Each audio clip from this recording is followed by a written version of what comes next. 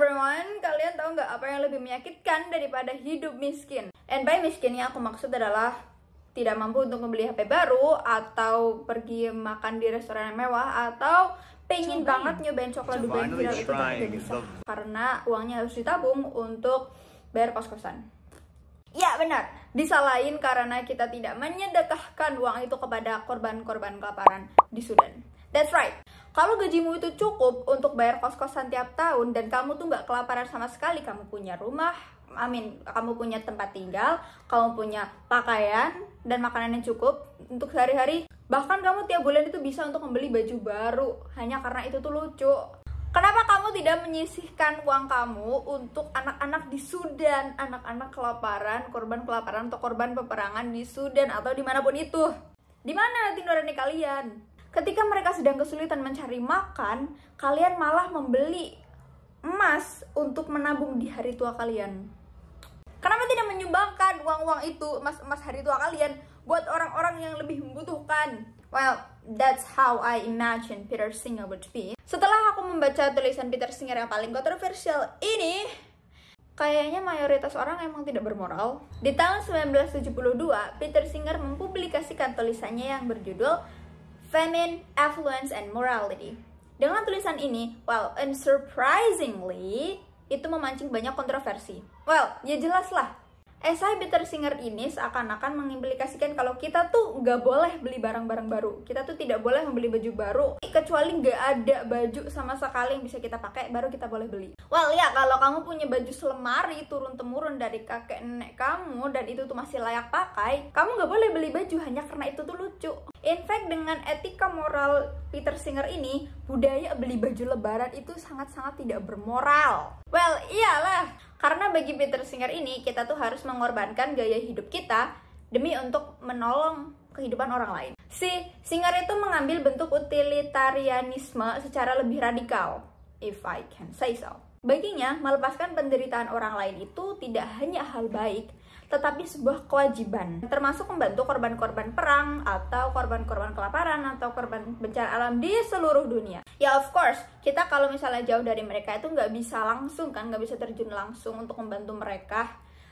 Mungkin dengan perang secara langsung atau masak di dapur mereka, we cannot do that of course. Maka dari itu, sumbangkanlah harta-harta kalian. Well, maka daripada itu, menyisihkan uang tabungan hari tua kalian kepada korban-korban peperangan atau orang yang membutuhkan, itu adalah sebuah kewajiban. Kayaknya kalau misalnya etika Peter ini diaplikasikan, kayaknya nggak bakal ada yang nabung deh. Karena ingat, kewajiban loh ya, kewajiban. Kecuali dengan berderma atau bersedekah, mensedekahkan harta kalian kepada orang-orang yang lebih membutuhkan itu sampai buat kalian kelaparan, kedinginan, dan tidak punya tempat tinggal, maka kita semua yang berkecukupan wajib untuk berderma. Si orang-orang yang suka beli baju lebaran sama yang suka coba-coba skincare baru, itu tuh mereka jahat. Karena mereka tidak berkontribusi menyumbangkan harta mereka kepada lembaga amal demi menyelamatkan nyawa orang lain. Oh, kalian pikir karena kita di Indonesia kita nggak bisa bantu atau kita tidak punya kewajiban untuk membantu mereka yang ada di Sudan atau di benua lain? Atau kalian berpikir, well, ini kan ada nih yang deket-deket yang lebih membutuhkan. Nah, kita lebih baik membantu yang lebih deket-deket aja, itu mah yang jauh mah ya urusan orang sana ya kan. Ever heard of internet? Fungsi internet itu untuk memudahkan kita menghubungi orang-orang yang jauh, sampai kita tuh bisa menghubungi James LeBron atau menghubungi nge-DM Zakir Naik hanya dengan beberapa tombol. Plus ada yang namanya tuh badan amal yang bisa menyalurkan harta-harta kita kepada orang-orang yang membutuhkan. Plus ada loh yang namanya transfer uang. Jadi di masa modern sekarang semuanya itu sudah didekatkan kepada kita. Apalagi kan kita tuh tahu loh, dapat informasi kalau ada orang yang membutuhkan di luar sana lewat internet. So, menjadikan jarak sebagai alasan untuk kita berlepas tangan dari mereka yang membutuhkan, it seems quite impossible. Besides, picture it like this. Bayangin kayak gini, ada anak tenggelam di laut ya, tenggelam tuh kecipak-kecipuk kayak ya minta tolong kayak gitulah. Di situ ada aku sama kamu, ada kalian ya, ada aku sama kalian. Kita berdua lihat tuh, ada anak minta tolong. Tapi apa yang coba yang kita lakukan? Kita malah nyalain satu sama lain. Coba bayangin aja aku kayak gini sama kalian. Itu loh, kalian tuh lihat itu anak, kenapa kalian tidak tolong? Kalian tuh lebih deket 5 cm daripada anak itu, kenapa kalian gak tolong? Sementara aku tuh ya udah diem aja, aku juga diem, aku nggak ngapa-ngapain. Tapi aku juga berharap dengan aku nyalahin kalian, tanggung jawab aku untuk menolong anak itu hilang. Kalian juga nanti mungkin nyalain aku, ya kamu kenapa? Kamu juga lihat kenapa kamu tidak menolong. Hasilnya apa coba? Keburu dijemput Israel. That singer point. Distance doesn't matter. Jadi, mau sejauh apapun kita, kalau kita mendapatkan informasi tentang orang yang lebih membutuhkan, kita tuh berkewajiban untuk membantu mereka. So, nyesel nggak ada internet sekarang?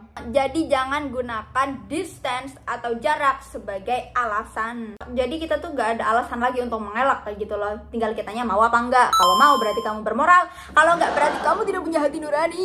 Pandangan Peter Singer ini dianggap terlalu demanding dan dalam tanda kutip rese ya. Khususnya bagi kita orang-orang yang kalau mau pesan makan online itu mikir-mikir. Ini tuh dianggap terlalu ideal, terlalu idealis dan sulit untuk diperhatikan sama semua orang. Ya iyalah, coba kalian yang habis nonton ini, apakah ada yang mau menghabiskan semua tabungan tua kalian kepada orang-orang yang lebih membutuhkan?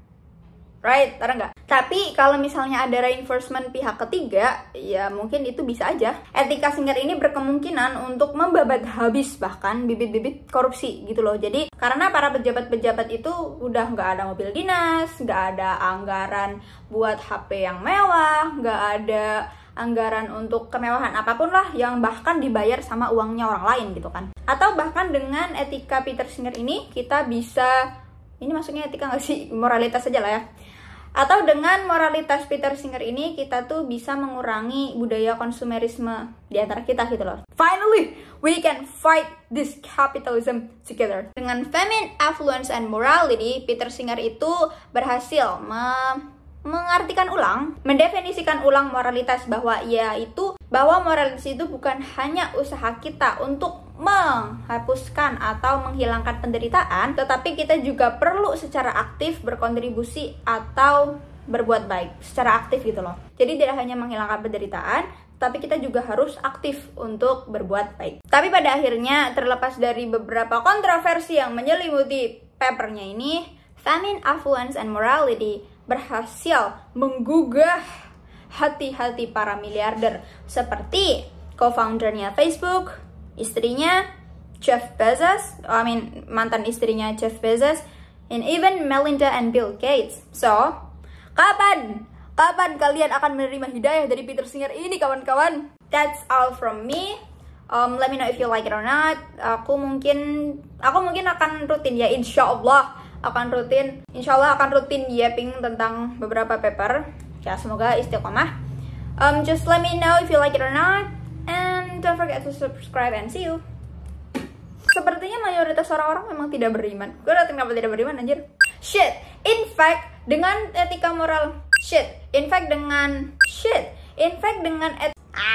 walaupun kita kan kalau kita itu atau orang-orang yang tafak kan gitu men.